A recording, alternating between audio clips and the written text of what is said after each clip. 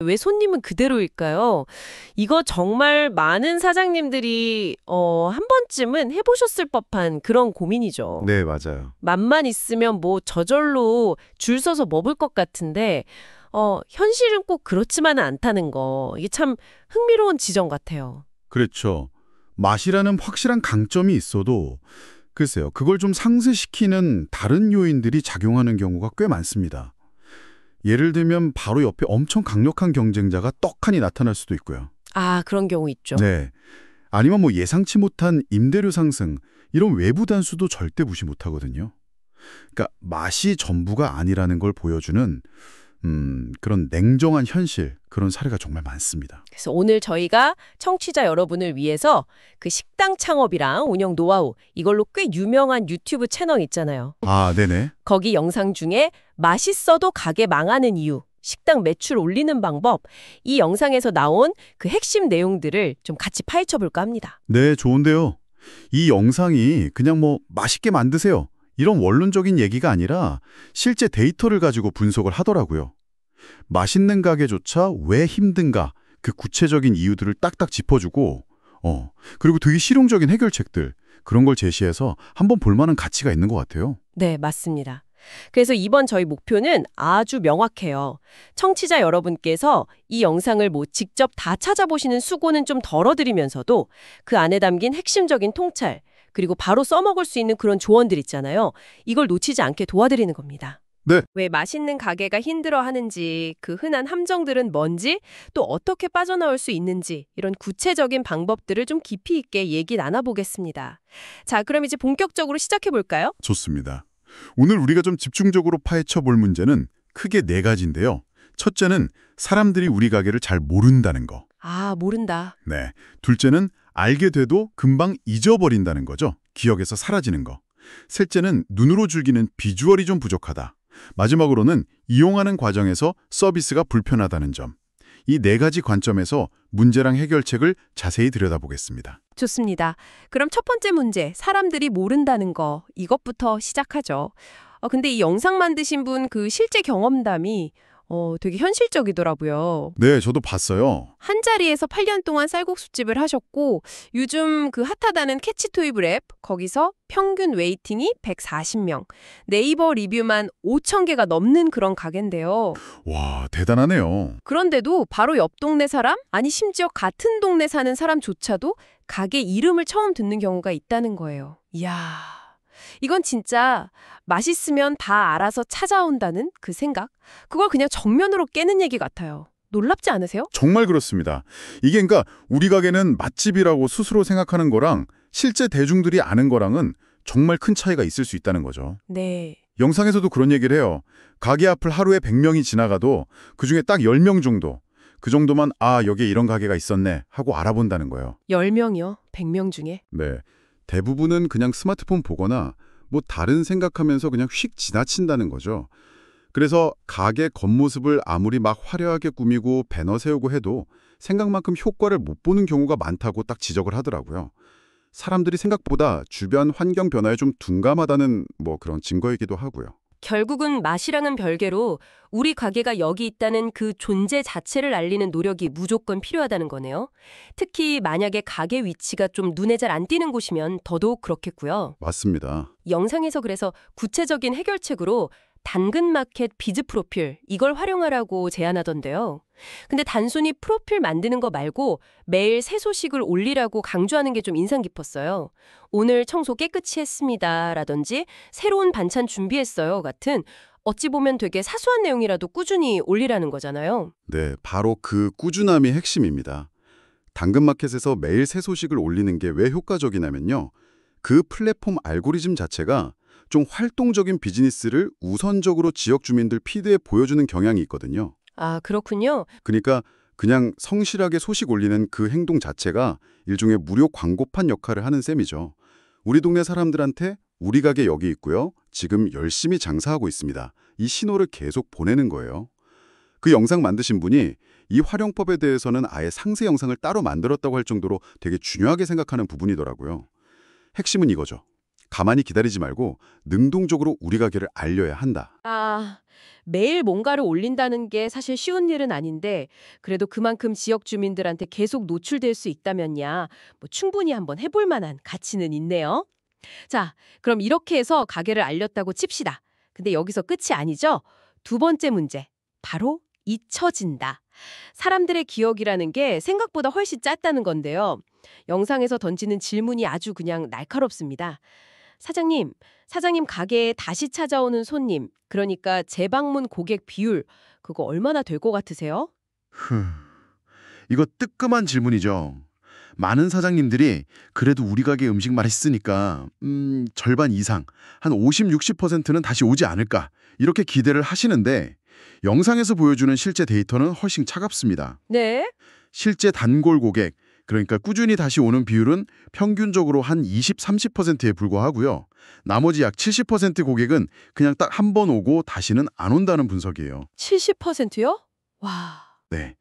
이 70%라는 숫자가 보여주는 건 어쩌면 사장님의 그 내 가게는 특별해 라는 믿음하고 수많은 선택지 앞에서 쉽게 마음 바꾸는 실제 고객 행동 사이에 어떤 큰 간극, 뭐 그런 걸 수도 있어요. 고객은 우리가 생각하는 것보다 훨씬 쉽게 다른 대안을 찾아 나선다는 거죠. 이야, 10명 중에 7명이 한 번 오고 끝이라니. 진짜 충격적인 수치네요. 그럼 이 70%의 고객을 단 한 번이라도 더 오게 만드는 거, 이게 바로 매출 증대의 핵심이다. 뭐 이런 이야기로 연결되는 거군요. 맞습니다. 여기서 그 3회 법칙이라는 개념이 나오죠. 3일, 3주, 3개월. 이 시간이 지나면서 가게에 대한 기억이 확 희미해진다는 건데 영상 제작자분 비유가 재밌어요. 지난 일요일 점심 뭐 드셨는지 기억나세요? 저는 가물가물해요. 진짜 그렇죠. 네, 저도 그래요. 하하. 그래서 목표는 3개월 안에 최소 2번 이상 방문하게 만드는 거다라고 강조를 하더라고요. 맞습니다. 그 목표를 달성하기 위한 구체적인 방법도 딱 제시를 하는데요. 첫 번째가 다음 방문 시 사용 가능한 쿠폰 제공이에요. 아, 쿠폰. 네. 예를 들면 계산할 때 다음번에 오시면 이 쿠폰으로 가라하게 한 접시 그냥 드릴게요. 한 달 안에 꼭 오세요. 뭐 이런 식으로 말하면서 쿠폰을 딱 건네는 거죠. 부담 없는 사이드 메뉴 쿠폰에다가 명확하게 사용 기한을 제시하면 고객한테 다시 와야 할 이유가 있네? 이걸 명확하게 심어주는 효과가 있는 거죠. 네. 영상에서는 어떤 연구 결과도 인용하는데 3개월 안에 2번 이상 방문한 고객은 그 이후에 단골이 될 확률이 그렇지 않은 고객보다 무려 7배나 높다고 강조합니다. 일종의 방문 습관 만들기, 그 초기 단계를 딱 만들어주는 전략인 셈이죠. 쿠폰 말고 고객한테 가게를 다시 떠올리게 하는 다른 방법도 있었죠. 네, 두 번째 방법은 알림 메시지 발송입니다. 카카오톡 채널 친구를 맺거나 당근마켓 단골로 등록한 고객들한테 직접 메시지를 보내는 거예요. 아, 직접요? 네, 이번 주 신메뉴 나왔어요. 주말에 특별 할인 이벤트 합니다. 뭐 이런 정보를 보내면 고객 머릿속에서 이제 슬슬 잊혀가던 우리 가게를 다시 한번 딱 떠올리게 만들 수 있다는 거죠. 이 방법들도 대부분 무료로 할 수 있고 고객과의 관계를 계속 이어가는 데 아주 효과적입니다. 물론 이것도 뭐 구체적인 실행 노하우는 다른 영상에서 다룬다고는 하지만 중요한 건 이거죠. 잊히지 않도록 꾸준히 말을 거는 노력, 이게 필요하다는 점입니다. 그렇다면 이제 다음 단계로 넘어가야겠죠? 세 번째 문제, 바로 비주얼입니다. 아, 진짜 보기 좋은 떡이 먹기도 좋다는 옛말이 요즘처럼 딱 와닿는 시대도 없는 것 같아요. 맞아요. 영상에서는 손님은 입으로 맛을 느끼기 전에 눈으로 먼저 음식을 먹는다, 이렇게 표현하는데 정말 공감 가는 말이에요. 정확합니다. 특히 지금은 뭐 SNS 시대잖아요. 음식 비주얼이 딱 뛰어나면 손님들은 거의 뭐 반사적으로 사심을 찍죠. 네, 그렇죠. 인증샷. 네. 그리고 그 사진이 인스타그램이나 블로그에 막 자발적으로 공유되면서 가게 입장에서는 이건 뭐 엄청난 무료 홍보 효과를 얻게 되는 거죠. 반대로 맛은 있는데 사진 찍을 만한 그런 거리가 없다. 그러면 이런 강력한 바이럴 마케팅 기회를 그냥 흘려버리는 셈이 되는 거예요. 영상에서는 사진을 딱 유발하는 비주얼의 조건으로 화려한 색감이라든지 아니면 예상치 못한 좀 특이한 재료 사용 같은 걸 예로 들더라고요. 그런데 솔직히 모든 사장님이 막 뛰어난 미적 감각을 가졌거나 플레이팅 전문가일 수는 없잖아요. 그런 분들한테는 좀 막막하게 들릴 수도 있을 것 같은데요. 어떻게 하죠? 그래서 영상에서는 아주 현실적이고 또 즉각적으로 해볼 수 있는 대안을 제시합니다. 바로 그릇을 바꾸라는 건데요. 구체적으로는 도자기 그릇을 써보라고 권장합니다. 아, 그릇이요? 네. 근데 이게 단순히 그냥 예뻐 보여서만은 아니에요.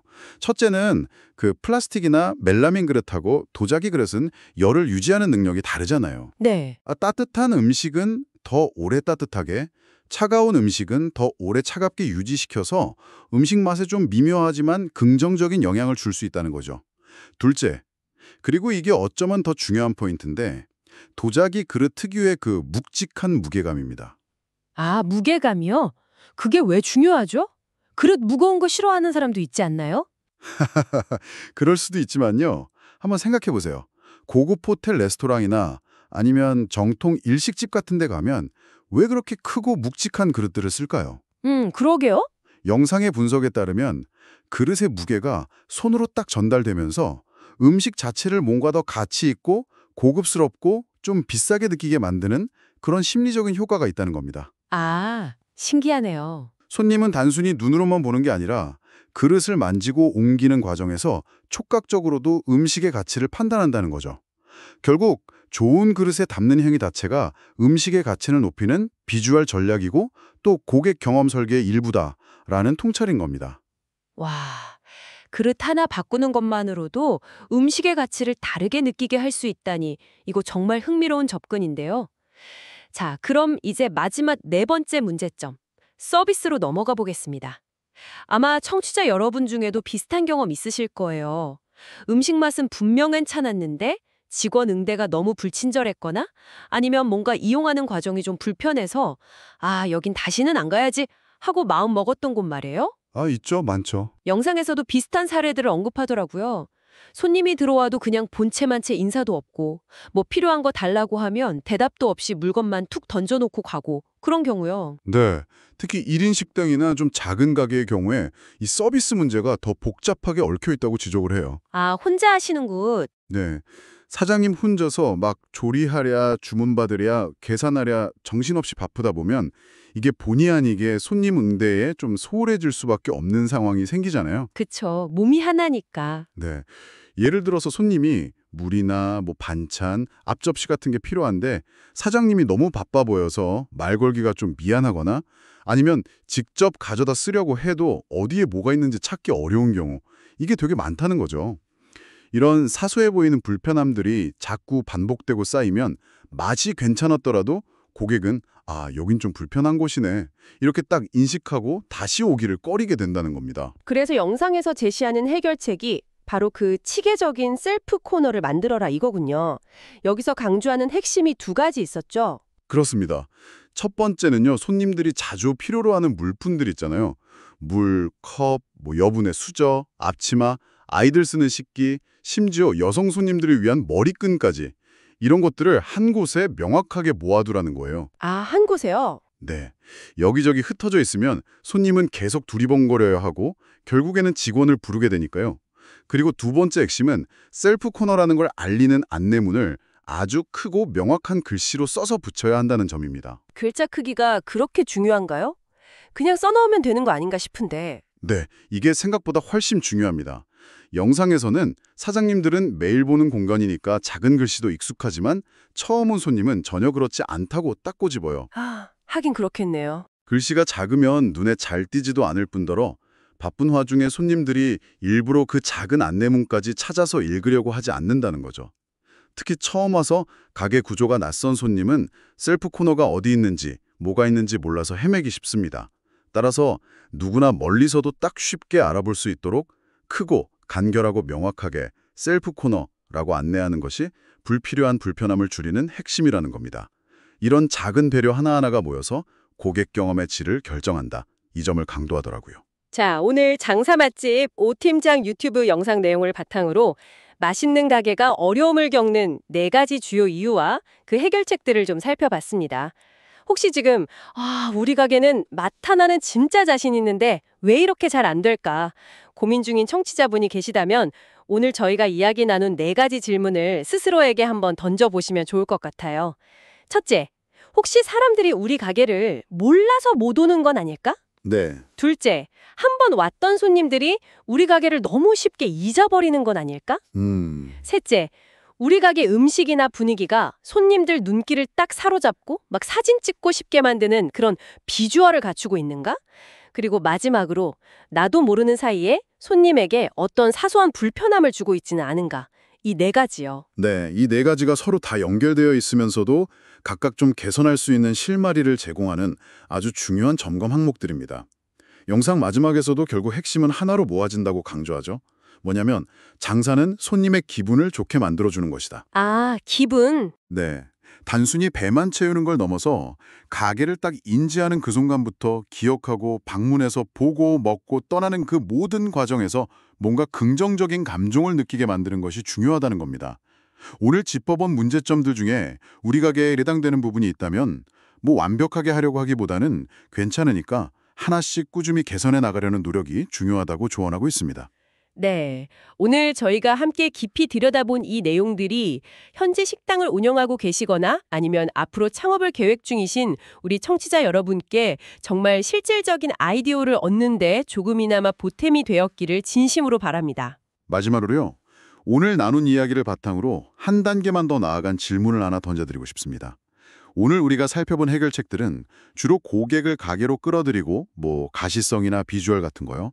다시 오게 만드는 기억을 상기시키거나 편의성을 높이는 약간 외부적이고 기능적인 측면에 좀 집중되어 있었잖아요. 네, 그렇죠. 어떻게 보면 좀 기술적인 부분들? 맞아요. 그렇다면 이런 전략들을 더 강력하게 만들고 단순한 방문객을 넘어서 진짜 우리 가게 찐팬으로 만들기 위해서는 어떤 내부적인 경험 요소들을 더할 수 있을까요? 예를 들면 음식에 담긴 사장님만의 어떤 철학이나 스토리를 고객하고 좀 진솔하게 나눈다거나 아니면 메뉴판이나 가게 곳곳에 셰프의 어떤 열정, 전문성 이런 걸 느낄 수 있는 장치를 마련한다거나 혹은 뭐 단골 고객만을 위한 아주 소소하지만 특별한 내부 이벤트를 기획하는 것처럼요. 단순히 문제를 해결하고 고객의 기분을 좋게 만드는 걸 넘어서 고객과 좀 더 깊고 의미 있는 관계를 만들 수 있는 우리 가게만의 내부적인 경험 설계, 여기에 대해서 한번 고민해 보시면 어떨까요? 이것이 오늘 저희가 여러분께 남겨드리는 생각할 거리입니다.